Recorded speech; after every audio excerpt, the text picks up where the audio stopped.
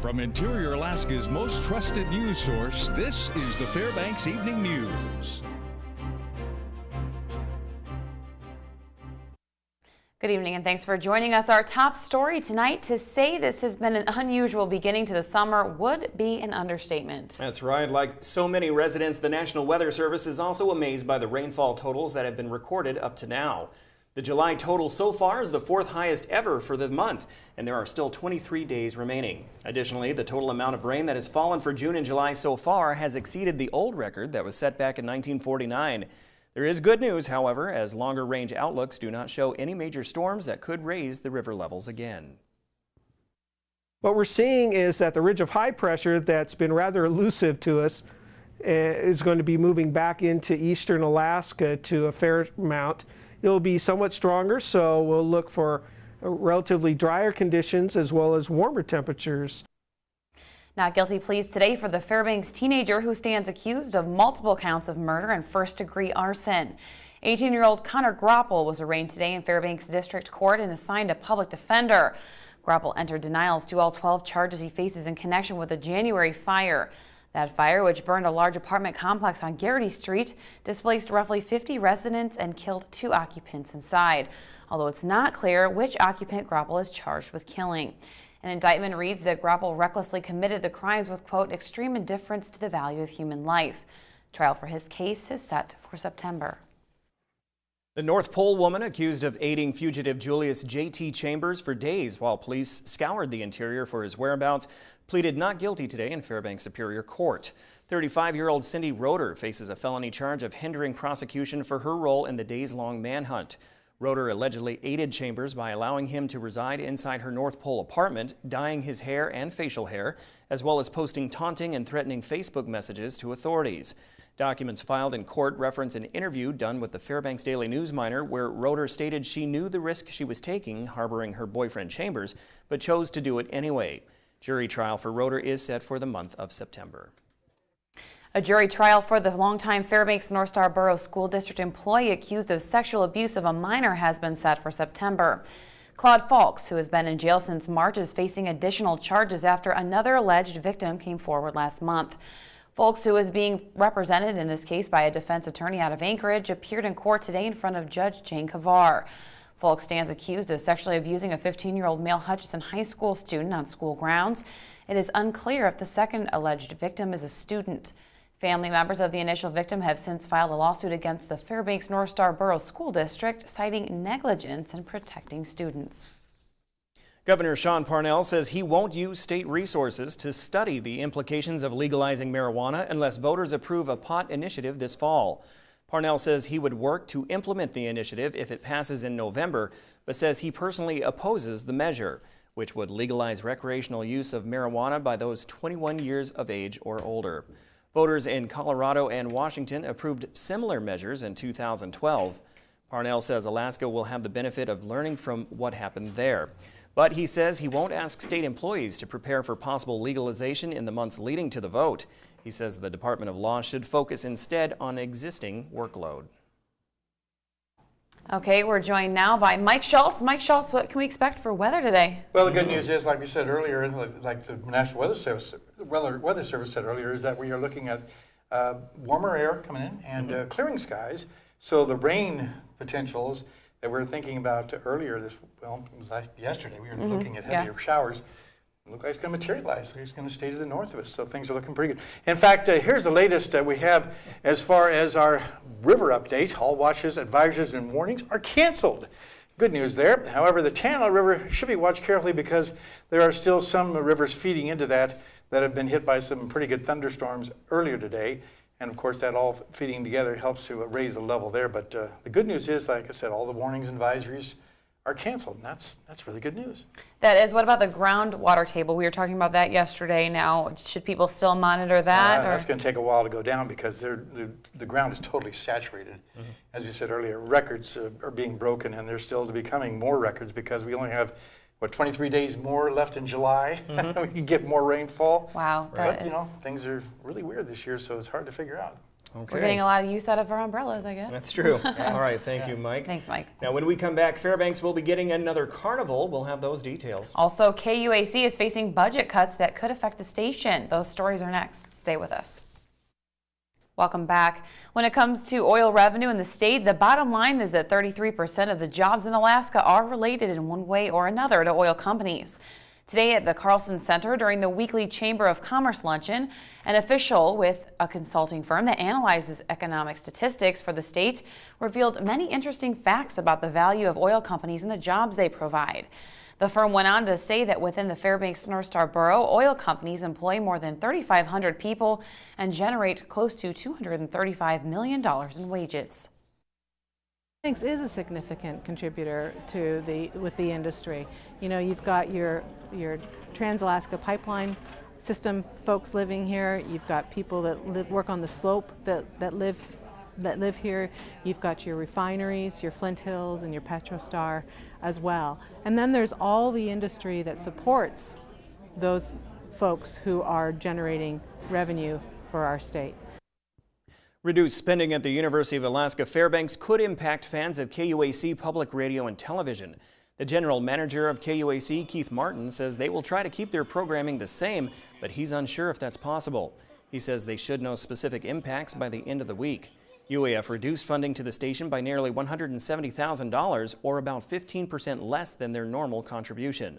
While other sources could make up the difference, officials with KUAC say they are planning to operate with less money in the future.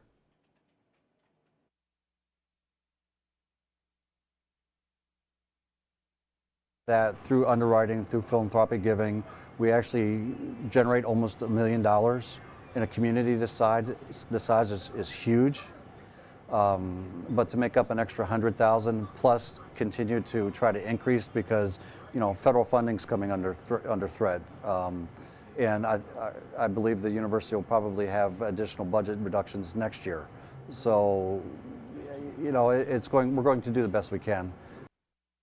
After losing their contract with the Tanana Valley State Fair, Golden Wheel Amusement is starting a new carnival in Fairbanks. The company will host the Summer Spectacular at Ice Alaska on Phillips Field Road. The size of the venue allows Golden Wheel to bring more rides than before and organize their own entertainment. The 10-day event begins at the end of July and will compete directly with the Tanana Valley State Fair for several days. Organizers say they wanted to bring something new to Fairbanks.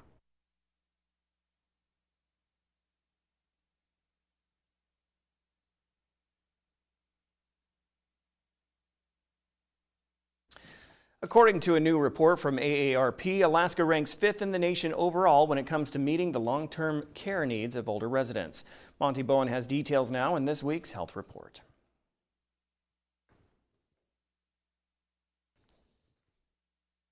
Even though 5th place is not bad, AARP cautions against too much optimism, since improvements must be made when it comes to meeting the long-term care needs of older residents, especially the support provided for family caregivers. What concerns us is we rank 21st when it comes in terms of its backing for legal systems and support for family caregivers. These are just family members, not trained medical people. Here in Alaska, there are up to 128,000 people who are caring for their aging parents, their spouse, or their loved ones.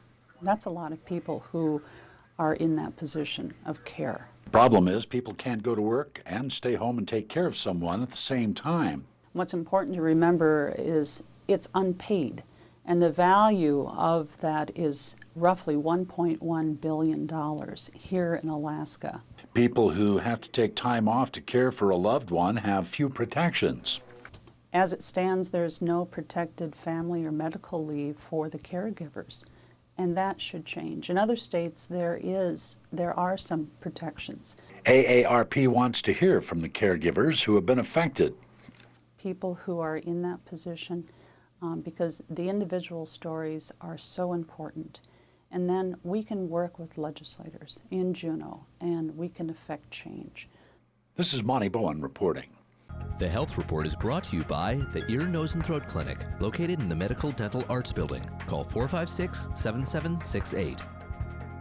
So Joe, WEO talking about WEO?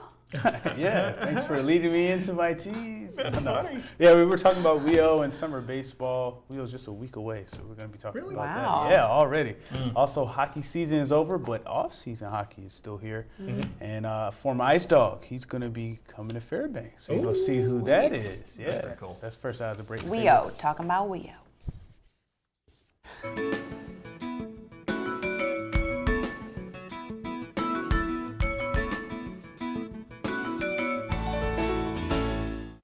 Welcome back, Interior Alaska. Joe Cook here in the sports seat for you this evening, bringing you some Tuesday sports. Now today, a former Ice Dog hockey player will continue his hockey career in Fairbanks up on the hill. Four-year Ice Dog veteran Nick Hens committed to the UAF hockey program. Hens, a 20-year-old defenseman out of Oakdale, Minnesota, wrapped up a great career as an Ice Dog this past season. He improved his point totals in his first 3 seasons as an Ice Dog. Hens scored a career-high 26 points in 56 games in the 2012-2013 season. As one of the veteran leaders of the Ice Dogs last year, he had more career bests, including a +40 rating and 12 points in the playoffs. Now, during the Ice Dogs Robertson Cup run this year, his 12 points were second most on the team in 14 playoff games. He's a 2-time Robertson Cup champion and was an all-Midwest Division selection last season as well. Hens joins former Ice Dog teammate Taylor Munson and fellow NAHL blue liner Kyle Fariz of the Corpus Christi Ice Rays as Alaska hockey commits. Hens is the 12th Ice Dog in the 2013-2014 season to commit to a Division I program. Switching to baseball now, the Alaska Gold Panthers begin a pivotal 5-game series tonight as the Alaska baseball regular season ends in 20 days. The Kenai Peninsula Oilers visit Ground and Memorial Park this week. The Panthers are up a half game on the Oilers in the ABL American League standings, playing .500 ball at 5-5. The Oilers are 7-8. Both teams are at least 2 games out of the top spot of the American League, with the Anchorage Bucks leading with a 11-7 record. Now, the Anchorage Glacier Pilots, who lead the National League, have the best ABL record at 14-7. They play the Bucks tonight. Alaska started out a bit slow, but they picked things up as of late. They've won 7 of their last 10 games and started out 0-2 in league games before getting to 5-5 after winning their last series 2-1 over Chugiak. The players are coming around as well. Bishop Amat Prep High School California senior Scott Hurst is hot right now with an 11-game hitting streak. He's hitting .514 in his last 11 outings. Juan Bazoian is 3rd in home runs with 4 and 3rd in the ABL in RBIs with 22. The Concordia Irvine sophomore is hitting .328 this summer. Cody Nolf and Jacob Hayes are top 7 in the ABL and batting average and RBIs for the Panthers too. Joe Belk has established himself as a strike thrower, leading the ABL with 38, which is 6 more than next pitcher. Belk out of Azusa Pacific is 3-0 as well. A sweep or series win over the Oilers for the Gold Panthers could solidify them in the 2nd place spot or vault them into 1st place. And last night, there was some American Legion baseball action on the diamond at Marlin Field. The Alaska Wild, or Fairbanks 30, battled in-town rival Fairbanks Post 11 or Fairbanks 49ers in a non-league game. Both teams are made up of local high school players, so they know each other pretty well. The Wild were coming off back-to-back losses to Chugiak Post 33, the state champs, and they let it out on the 49ers, did the Wild. The Wild were up 1-0 as the game had the makings of a low-scoring, tight game. Both teams making defensive plays with runners in scoring position, but the Wild had 2 key innings in the top of the 4th. The Wild scored 4 times. Jason Donald was pitching for the Wild. He threw a gem, a 7-inning, 8-strikeout shutout game. Donald got the run support from Chris Carter and Colin King, who both hit 3 ribbies. Trent Shue was a bright spot for the 49ers, going 2-4. But Carmine Teal of the Wild shined a little bit brighter, going 3 for 4, scoring 4 runs and had an RBI. The Wild put up a 5 spot in the 7th inning to put this one away, shutting out the 49ers 11-0. Both teams will play again on Wednesday night in a league contest. It's July, and it's almost that time again. WEO time. That's right. The World Eskimo Indian Olympics start a week from tomorrow on July 16th at the Carlson Center. The opening day session of the 54th Rio Games will feature kneel jump finals and the scissor broad jump finals, as well as the race of the torch. The opening ceremony starts at 6 p.m. next Wednesday, followed by the women's blanket toss prelims. And the night session, the one-hand reach and 4-man carry finals. There will also be a fish cutting contest, so definitely a lot on the first day. Last year was pretty epic, to say the least, as Tim Fields set a new world record in the Alaskan-style 1-foot high kicks, kicking 117 inches. Field also won the 2-foot high kick. Man, that's the world record kick right there. Autumn Ridley of Anchorage was the star of WEO in 2013, winning the Most Outstanding Athlete Award. She won 5 golds and 1 silver medal last year. WEO 2014 goes from Wednesday to Saturday night next week. And join me tomorrow as we start a special 5-part series that you don't want to miss. I'll be improving my golf game. Don't worry, I swing better than Charles Barkley, and I may even give Mike Schultz a run for his money out there on the golf course. But that'll do it for sports tonight. Mr. Schultz is next with your full weather forecast, and we'll catch you next time. Hello, everyone. Welcome back into weather once again. Mike Schultz with you, and we're talking again about nice weather on the horizon for the weekend. Until then, we're going to see some isolated showers here and there, and that's about it. Photograph for tonight is pretty interesting. Not only is it a beautiful shot of the Alaska Range in the background, but this is the water that is backed up from the Chena control or flood control project at Chena River there. As you can see, a lot of water has been retained, and because the gates have been brought down, and so that's making some whole new topography out there. Really interesting. Thanks to Dan and Lori Gerber for submitting that. As always, if you have a photograph to share, send it to photos@ktvf11.com.